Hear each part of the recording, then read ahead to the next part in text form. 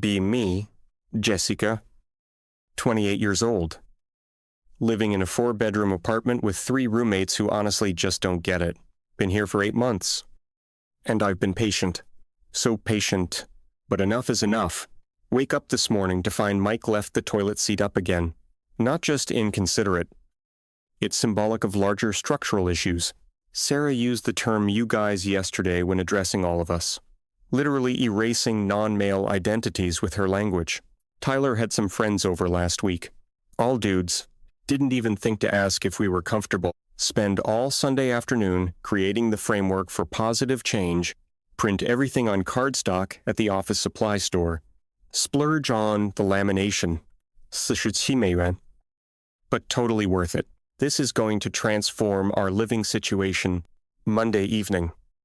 Wait until everyone's home. Hang the poster on the wall right next to the kitchen entrance where nobody can miss it. It's beautiful color-coded sections. Bullet point.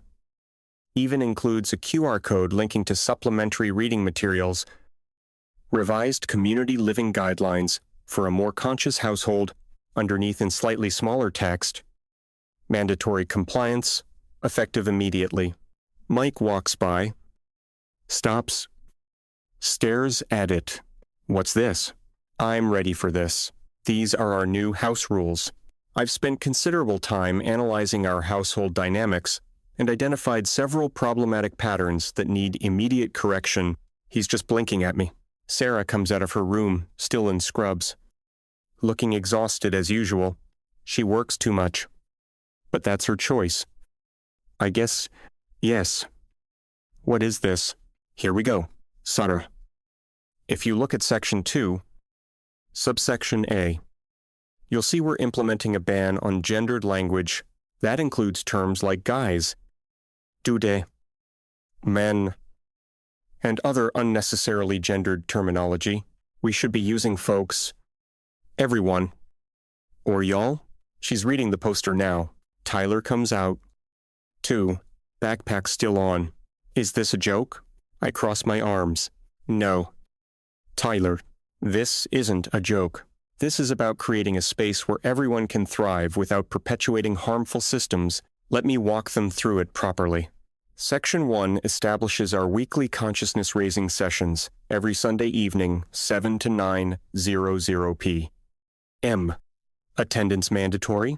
We'll discuss privilege, power dynamics, and how we can improve as individuals and a household collective. Mike actually laughs. Literally laughs. You want me to go to, what, like a meeting every Sunday? I have raid night on Sundays. Your video game raids can be rescheduled. Mike, this is more important. Section 1B notes that absent without legitimate cause will result in fines of $25 per session, which will go toward our household social justice library. Sarah is shaking her head. Yes. I work 1-2-hour shifts. Sometimes I work Sundays. I can't. Which brings me to Section 4. I interrupt because I actually accounted for this. Chore assignments will now be determined by a matrix I've developed that accounts for relative privilege levels. Sarah, as someone with class privilege due to your nursing salary, you'll have additional responsibilities. Mike, as a cishet white male, you're obviously at the top of the privilege hierarchy, so you'll have the most intensive assignment list. Pull out my phone where I have the whole matrix worked out. Tyler, you're also male, but you get a modest reduction due to student status, though that's temporary. I've assigned myself the minimum baseline because I need to preserve my energy for the emotional labor of managing household dynamics. The 3 of them are just staring at me. This is the resistance I expected. Section 3 addresses guests. Any male identifying guests require a permission slip submitted 48 hours in advance via our household app. I'll be setting that up this week. The slip must include the guest's name, purpose of visit, duration of stay, and a brief explanation of why their presence is necessary. This will be reviewed by the household collective. Majority vote required for approval. Permission slips? Tyler says flatly, yes. It's about consent and safety. As someone who could potentially feel unsafe with unknown men in the space. This is a reasonable accommodation. Mike is reading Section 5 now. You've banned foods. I've been waiting to explain this part. Not banned. Exactly.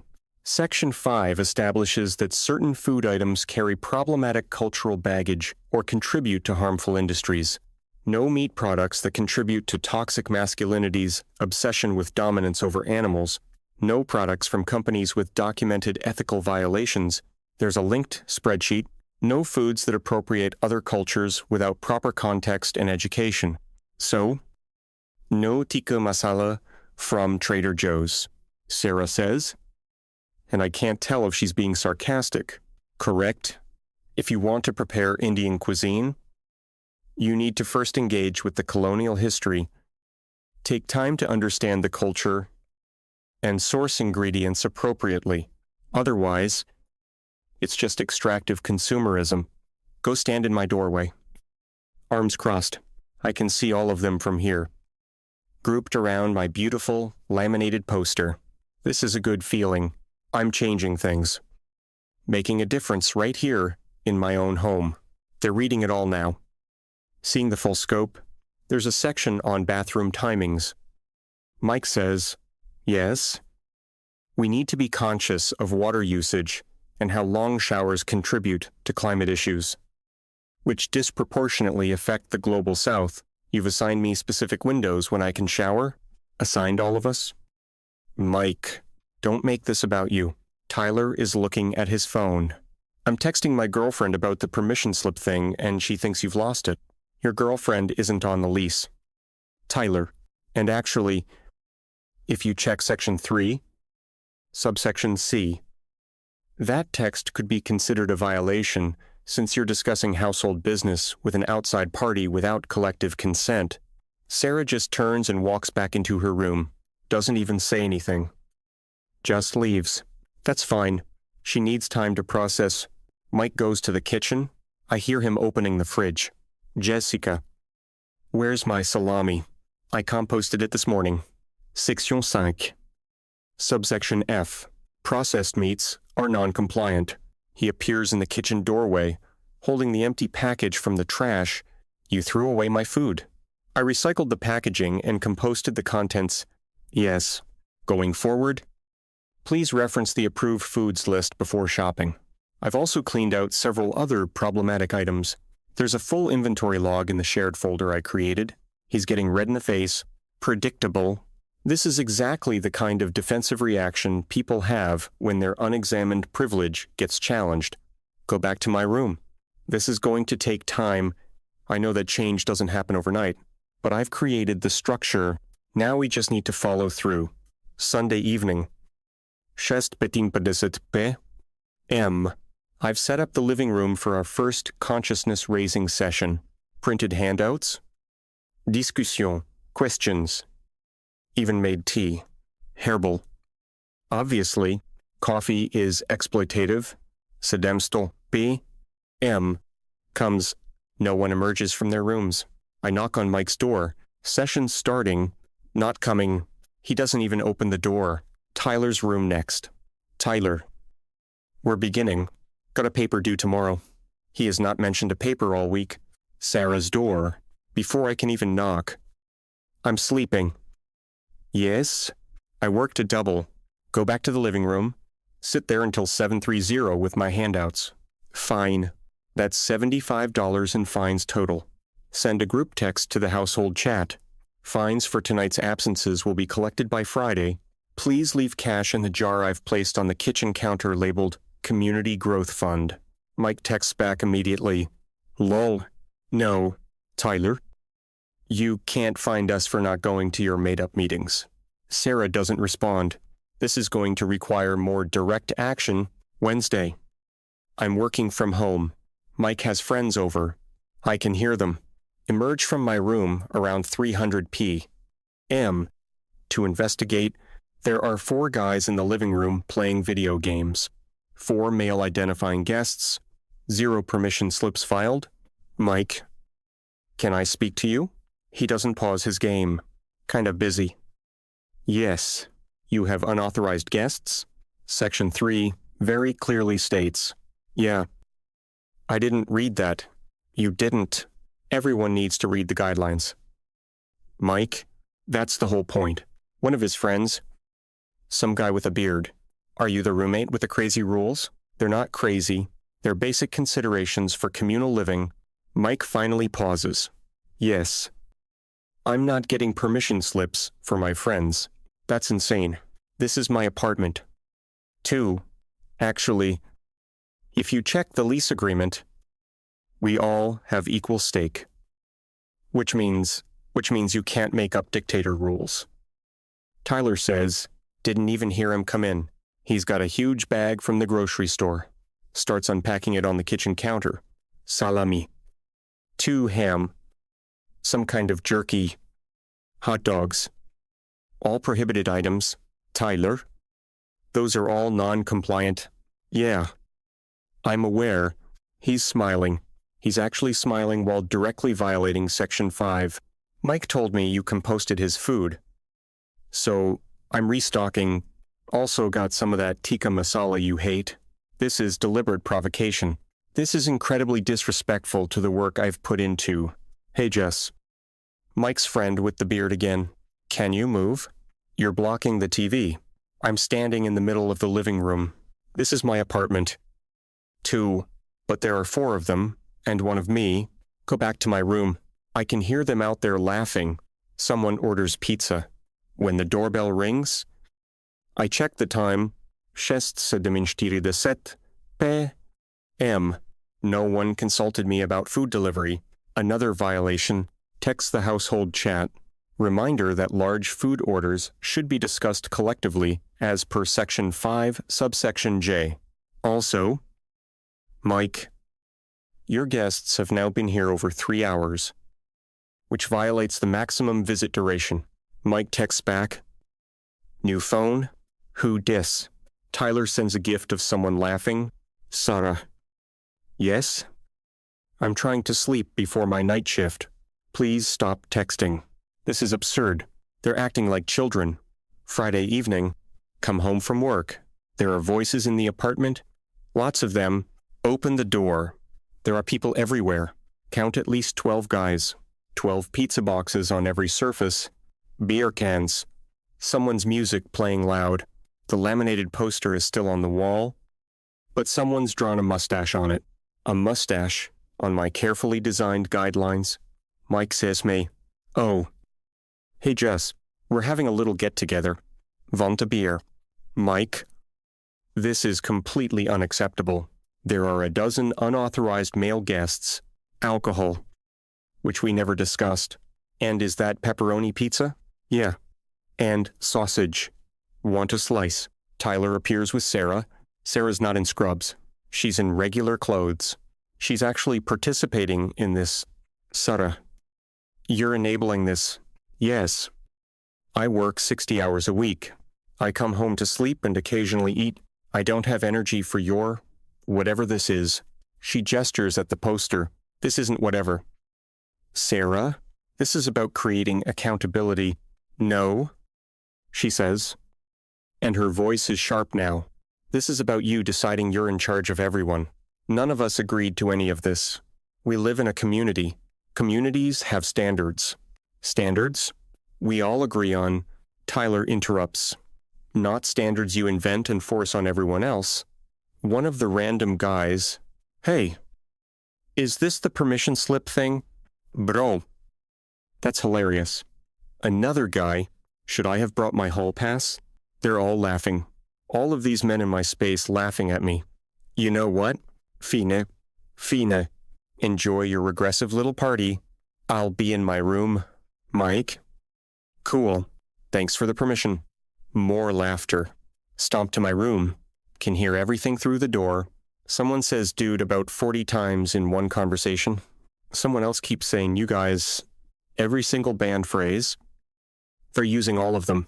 It's deliberata. It has to be deliberate. Around 11 p.m. Someone starts chanting bros.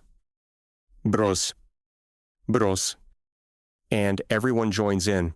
Text the household chat. Quiet hours begin at 10 p.m. on weekends per the original lease agreement. Please respect this. Mike texts back, cool story. Bro, Tyler, thanks. Man, Sarah. Hey guys, can you keep it down? Actually, Jess is right about quiet hours. At least Sarah has some sense. It does get quieter after that, but I can still hear them. Still hear all these men who just showed up without any process, any consideration, fall asleep angry, Saturday morning, emerge from my room around 9:00 a.m. The apartment is destroyed. Pizza boxes, beer cans, some kind of chip dust ground into the carpet. The kitchen is a disaster. And the poster, my beautiful laminated poster. Someone's added annotations in Sharpie next to mandatory attendance. Lol. Nope. Next to the permission slip section, this is psycho behavior. Next to my name at the bottom, Jessica is not the boss of us. They vandalized it. Spend 20 minutes trying to get the Sharpie off. It's permanent marker on lamination. It won't come off. Mike emerges around 1030. Oh man, sorry about the mess. We'll clean it up. You'll clean it up? Mike, this is completely unacceptable. Last night was a direct violation of multiple sections. Yes. He holds up his hand. We need to talk, all of us. If this is about the fines, I'm willing to waive them if everyone commits to actually reading. It's not about the fines. Meet in the living room in 20 minutes. Something about his tone. He's never used that tone before. 20 minutes later, all four of us in the living room. They're all on the couch. I'm in the chair across from them. This feels wrong. The positioning feels wrong. So Sarah starts, we've been talking, all three of us, and we think this isn't working out. Wait. What isn't working out? The guidelines, because I'm open to feedback. We can workshop, not the guidelines. Yes, you living here? The room goes very quiet. I'm what? Tyler's looking uncomfortable. But he speaks up. You've made this place miserable. The rules, the fines, throwing away our food, policing our language, our friends. It's too much. I'm trying to make things better. I'm trying to create consciousness and accountability. You're trying to control everyone. Mike says there's a difference. I'm not. This is about basic respect for Jess. Sarah again. And she sounds tired. I respect you. I respect your politics, your beliefs, whatever, but you can't force them on everyone else. You can't make up rules and expect us to follow them just because you decided they're important. We live together. We have to have shared values. We have shared values, Tyler says. Don't be a jerk. Clean up your messes. Pay rent on time. That's it. That's what we need. That's not enough. That doesn't address systems of power. It doesn't create growth. We don't want the growth you're selling. Mike says flatly, silence. They're all looking at me. United front. They planned this. So what? You're just going to kick me out. You can't do that. I'm on the lease. We talked to the landlord. Sarah says quietly, since we're all month to month now after the first year, we can vote to remove someone with majority agreement. It's in the lease terms. 3 votes beats 1. Feel like I've been punched? You already talked to the landlord this morning. Mike confirms. You have 60 days to find a new place. Tyler adds, we're not trying to leave you homeless or anything. But you need to go. Look at each of them. Sarah won't meet my eyes. Tyler looks uncomfortable. Mike just looks tired. This is because you don't want to examine your privilege. You're just comfortable with the status quo, and anyone who challenges it, Sarah interrupts.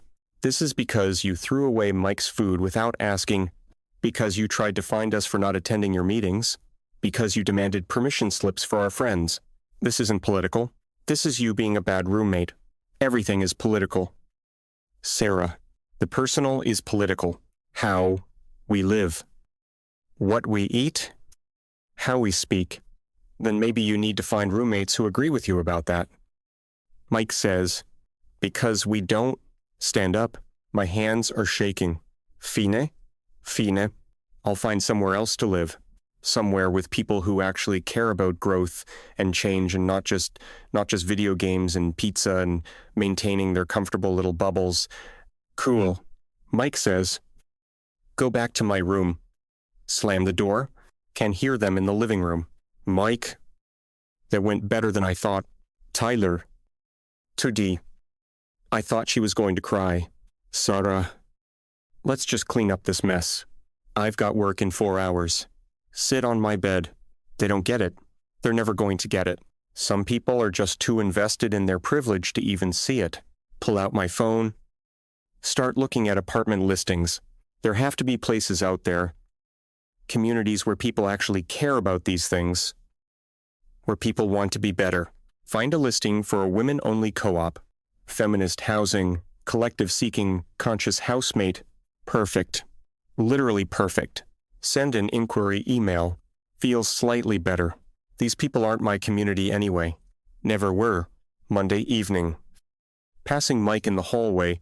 He's got the laminated poster in his hands. He's taking it down. What are you doing? Removing this. We're going back to the old rules. You know, the normal ones. You can't just erase the work. I guess. You're moving out? Your rules go with you. He crumples it up, doesn't even carefully remove it from the wall.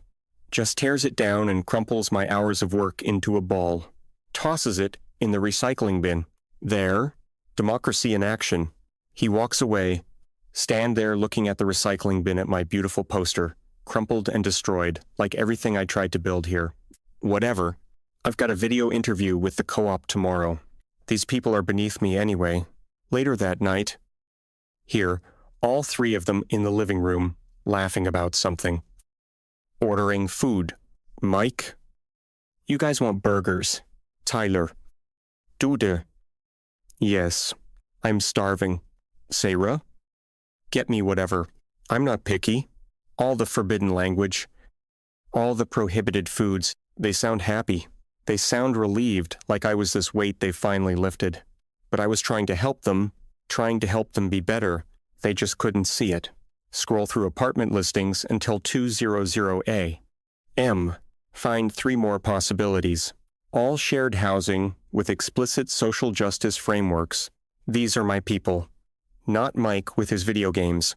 Not Tyler with his bros. Not Sarah with her exhaustion she wears like a shield. People who actually want to grow? Fall asleep planning my new life.